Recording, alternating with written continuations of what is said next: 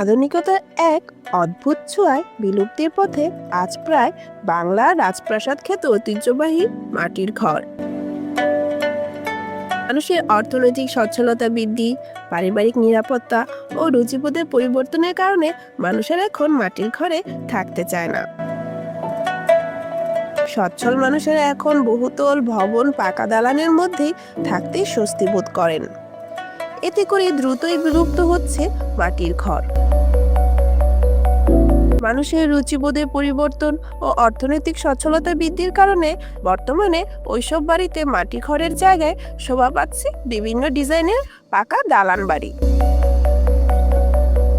রূপগঞ্জ উপজেলার দাউদপুর ইউনিয়ন মাধবপুর এলাকায় গিয়ে দেখা মিলে কিছু সংখ্যক মাটি ঘরের। কেউ পূর্বপুরুষের স্মৃতি ধরে রেখেছে, কেউ আবার নিজেদের মতো করে কোনো রকম বসবাস করছেন। তবে মাটি ঘরের কারিগর না থাকায় মাটি ঘরের পরিচর্যা তারা নিজেরাই করে যাচ্ছেন।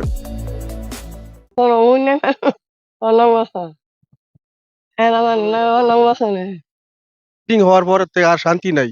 এই মাটির ঘরে ঠান্ডা লাগে, গরমের দিনও শীতের দিনেও গরম থাকে, অনেক লাগতো, অনেক আরাম থাকতো। এখন বিল্ডিং হওয়ার পর একটু পরিবর্তন উন্নত হয়ে গেছে এলাকাটা।